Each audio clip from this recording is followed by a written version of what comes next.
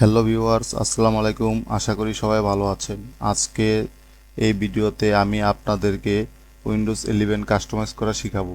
তো সর্বপ্রথম আমাদের উইন্ডোজ 11 আইওএসটি ডাউনলোড করে নিতে হবে। আমি উইন্ডোজ 11 আগে থেকে ডাউনলোড করে নিয়েছি। রিফ্রেশ সফটওয়্যারটি দরকার হবে, এটাও আমি ডাউনলোড করে নিয়েছি। তো সর্বপ্রথম এখান থেকে আমরা পেন ড্রাইভটা বুটেবল করে নেব।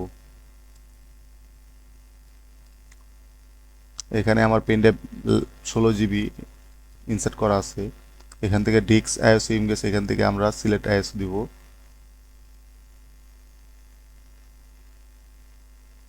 আমি আইওএসটা ডেস্কটপে রেখেছি, এখান থেকে ডেস্কটপ দেব।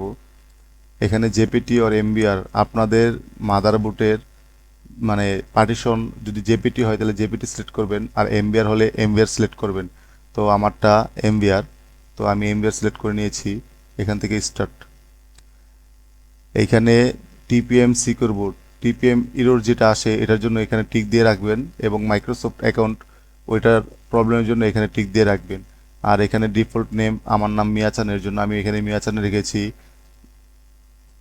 আর এগুলো আপনি দিলে দিতে পারেন, না দিলে কোনো সমস্যা হবে না। ওকে। তো আমাদের পেনড্রাইভটি বুটেবল হয়ে গেছে। এখন আমরা পেনড্রাইভ থেকে আইএসও ফাইলটা কম্পিউটারের ভিতর নিব। তো কম্পিউটারে যে কোনো একটা ফোল্ডারের ভিতর আমরা নিলেই হবে। তো আমরা এখান থেকে কপি করে নিলাম, কপি নিউ ফোল্ডারে পেস্ট করে দেই।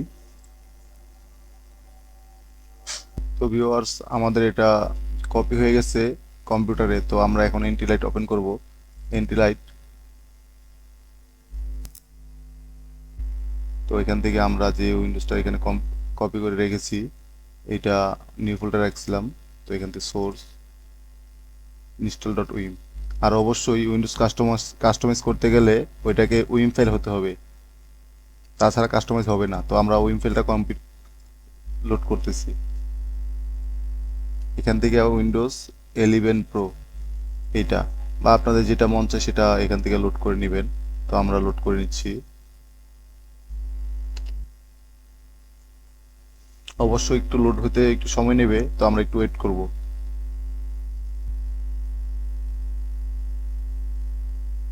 তো আমাদের অ্যাসোটা এখানে অনেকক্ষণ ওয়েট করার পরে আমাদের অ্যাসোটা লোড হয়ে গেছে।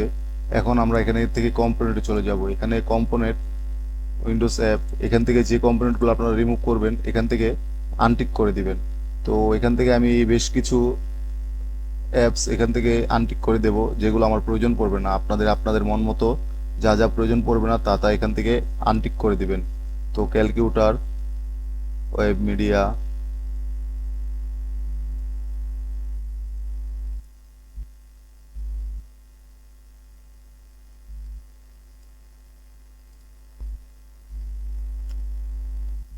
তো আমি কিছু অ্যাপস আনটিক করে নিলাম, কারণ ভিডিওটা অনেক বড় হয়ে যাচ্ছে, এর জন্য এখান থেকে অ্যাপ্লাই চলে যাব।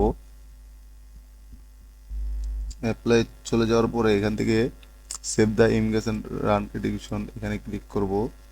এখান থেকে এটাতে ক্লিক করতে হবে, তারপরে ক্রিয়েটে আইস। এখান থেকে আপনার ডেস্কটপে এখানে যেটা নাম দিতে চান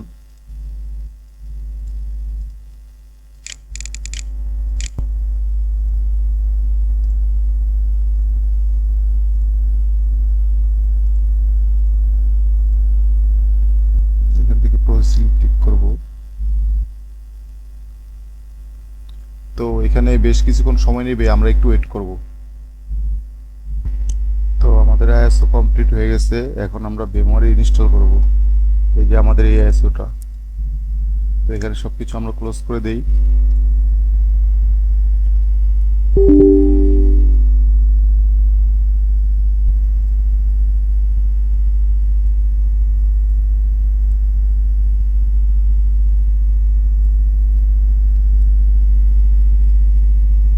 আমরা এই আইএসওটা এখন কাস্টমাইজ করেছি, তো এটা ইনস্টল করে চেক করব।